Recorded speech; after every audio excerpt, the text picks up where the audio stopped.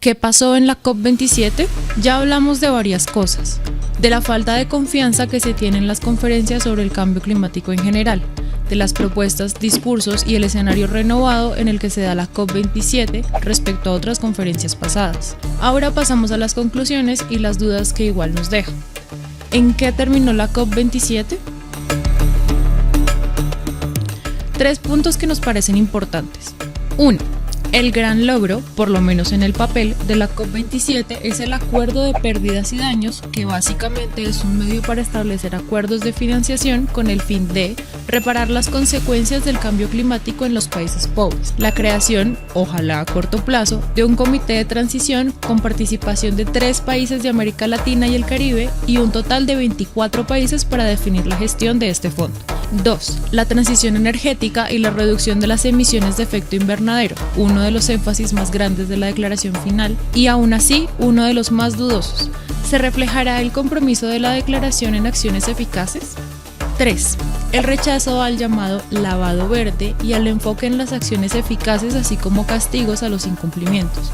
Los antecedentes tanto en temas de propaganda hecha por las marcas para parecer más ecoamigables sin realmente tomar medidas, así como los litigios por contaminación ambiental e ineficiencia en los objetivos climáticos, hicieron parte del debate y la discusión y plantearon la necesidad de una tarea legal más activa.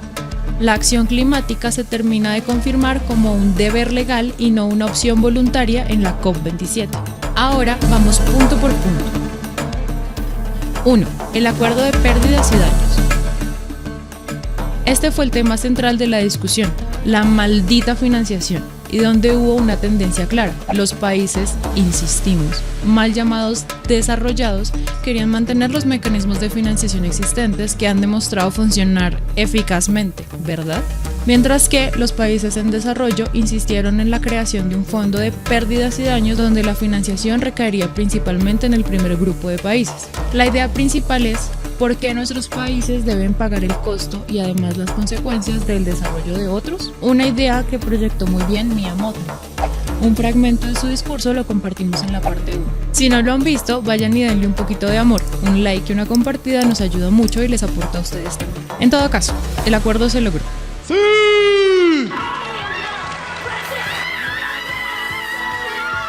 Pero deja dudas por el afán con el que se hizo, la falta de claridad con la que se ejecutarán las decisiones tomadas y el gran conflicto que originó. Por ejemplo, para la gestión de este fondo se definió la creación de un comité donde participan 24 países, de los cuales 3 deberían ser de América Latina y el Caribe. ¿Serán estos 3? No lo sabemos porque el comité no está definido.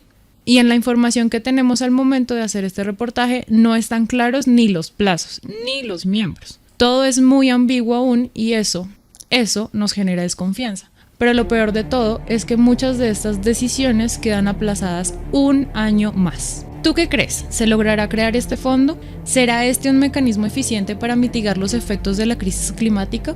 ¿Llegará quizá muy tarde? Cuéntanos en los comentarios.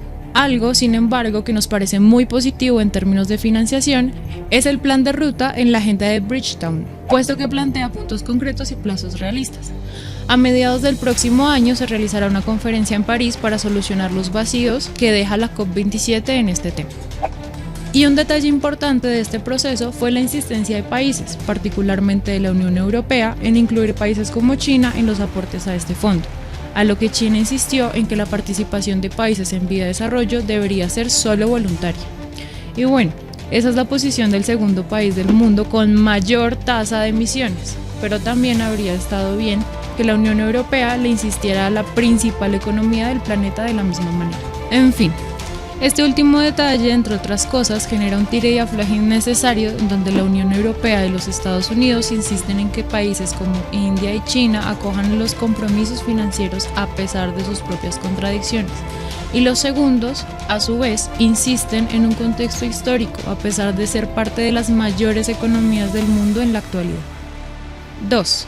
La transición energética y la reducción de emisiones. ¿Son los 1.5 grados de aumento máximo de la temperatura global un objetivo realista en la actualidad? Tema delicado. Si bien se cerraron varios acuerdos, por ejemplo de la transición del carbón en Indonesia y se realizaron avances para Vietnam y Senegal, con montos por acuerdos de hasta 20 millones de dólares. En el caso de Indonesia, también es cierto que estos acuerdos se basan en el acuerdo de 8.500 millones de dólares de la COP26 con Sudáfrica. Y sin embargo, sabemos al día de hoy que la transición en este país se encuentra, llamémoslo, en pausa, debido a la crisis energética en Europa. Las declaraciones son igual de divididas que en Colombia. Por un lado, la posición oficial de Sudáfrica es desescalar su industria minera del carbón, pero por otro lado, sus exportaciones a Europa se multiplicaron 8 veces y gerentes como Reginald, no sé pronunciar el apellido. Creo que podemos mantener un sistema dual de carbón y energía verde que aumentaría las capacidades. Hemos visto que nos faltan capacidades con la cantidad de carga que desperdiciamos. Aún con las reservas que hay en el país, sigue habiendo muchas por explotar para quemarlas y producir electricidad. Además, Alemania en los últimos meses y por la crisis de Ucrania reconectó sus centrales de carbón. Entonces, ¿cómo hablamos de transición en este contexto? ¿No será que la transición debió acelerarse tal que el efecto del conflicto en Ucrania no resultara en esta vuelta al carbón? No lo sabremos nunca, pero nos parece que es otra señal, entre muchas, de que las decisiones y acuerdos del pasado no se han llevado de la forma más eficiente posible. ¿Y tú qué crees? ¿Te parece que esta vez la transición se podrá lograr en los tiempos definidos? ¿Qué opinas de la contradicción de pedir menos carbón, pero a la vez comprar más de él por parte de Europa? Cuéntanos en los comentarios. Algo que podemos añadir y que de nuevo nos genera dudas respecto a este punto es que, si bien se abordó el tema y se menciona en la declaración, no se logró ningún acuerdo para la eliminación progresiva de todos los combustibles fósiles, acuerdo que se había aplazado desde la COP26 en Glasgow el año pasado. Esto sucedió básicamente porque el tema solo fue mencionado, no tratado en las mesas de negociación.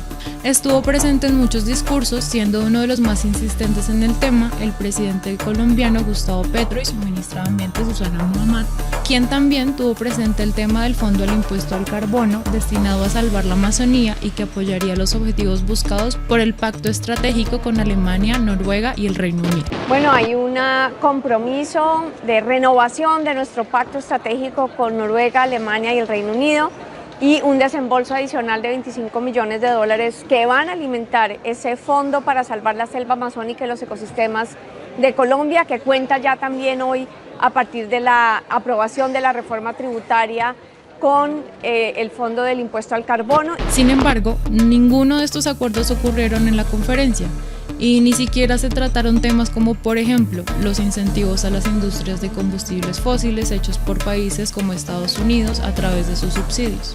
Teniendo todo esto en cuenta, podemos hablar del elefante en la habitación, el objetivo de 1.5 grados como límite de aumento de la temperatura preindustrial. Y es que ya lo hemos mencionado en otros videos, hay varios factores como el deshielo, las liberaciones de metano, que tienen mucho más impacto que el CO2 en el calentamiento global, y los accidentes petroleros y carboníferos, así como los accidentes de oleoductos. No están incluidos en los cálculos de aumento de la temperatura. Las pérdidas económicas en cualquier caso para Rusia especialmente son de miles de millones de euros, y no solamente eso, hoy sabemos también que las consecuencias para el medio ambiente de las 3 fugas son más graves de lo que inicialmente pensábamos. Hablamos de unos 500 millones de metros cúbicos de gas que se van a filtrar a la atmósfera, aproximadamente lo que se consume en toda Alemania en unos 2 días. Especialmente preocupante es el metano, que es el principal componente del gas natural, hasta 25 veces más nocivo para el clima que el dióxido de carbono. Para que nos hagamos una idea, según datos que ha facilitado hoy el gobierno danés, las fugas de gas de los gasoductos del mar Báltico representan una tercera parte de las emisiones anuales de Dinamarca de gases de efecto invernadero. Así que, con un aumento actual de 1.3 grados y teniendo años cada vez más calientes, la medida realmente se ve cada vez más difícil de lograr. Pero es aún peor cuando no hay prácticamente ningún progreso en las negociaciones respecto a este tema. ¿Será que los líderes mundiales saben algo que nosotros no? ¿Crees que podamos mantener la temperatura por debajo de los 1.5 grados? 3. El rechazo al llamado lavado verde y el enfoque a las acciones eficaces, así como castigos a los incumplimientos. Este es un punto importante, puesto que en las prácticas empresariales es donde más está en juego la contaminación y el logro de los objetivos ambientales. Así que determinar el compromiso ambiental como un compromiso legal y enfatizar en las consecuencias es muy positivo. El lavado verde o greenwashing es la práctica que consiste en promocionar marcas con sellos verdes sin realmente tomar medidas eficaces frente a los impactos en la salud y el medio ambiente. El énfasis que se hizo durante la COP27 en esta práctica y en las consecuencias legales que podría acarrear a futuro, teniendo en cuenta los antecedentes y los procesos abiertos, será recibido como una buena noticia. Pero, ¿podemos confiar en esta determinación con un evento patrocinado por Coca-Cola y donde directores de British Petroleum, Shell Occidental y Total hicieron presencia ante la amenaza que supone la transición energética para sus negocios? Existen muchas dudas respecto a la presión que estas empresas y otros agentes pueden tener en las discusiones y negociaciones de políticas en relación a la crisis climática. Por ahora podemos decir que la observación sigue y que la población está atenta a que se cumplan los compromisos. ¿De qué sirve que el G20 se reuniera en estos mismos días si no se toman medidas concretas y solo se alargan las discusiones, aparentemente como una forma de no cumplir las promesas, pero hacer como si se trabajara en ello? ¿Será la COP27 otra estrategia de greenwashing o lavado verde en sí mismo? La COP27 nos deja más preguntas que respuestas, pero sigue siendo parte de los mecanismos que tenemos los ciudadanos para que líderes políticos y sociales hablen de nuestra representación y puedan afectar los procesos humanos que más impacto tienen a nivel ambiental. Y de cualquier manera, sean eficaces las medidas o no, hay grandes discusiones que empiezan a aparecer, como la reforma al sistema financiero, pues ante la premura de la crisis ambiental se evidencia que la financiación y el costo que suponen las estrategias para mitigar y adaptar la civilización humana al cambio climático. Y desde Salud al Clima siempre hemos insistido en que la forma en la que vivimos debe cambiar, que no se trata solamente de consumir mejor o de adaptar algunos hábitos nuevos. La crisis climática demuestra un problema sistémico y las discusiones en la COP27 empiezan a tomarlo en cuenta. Ya es tarde para muchas cosas y hay consecuencias que ya estamos viviendo. Nos queda apoyar todo proceso que vele por la salud y el confort de la mayoría, y estos pasan por la adaptación y mitigación al cambio climático. Para Salud al Clima, soy Cándida Azucena. Muchas gracias.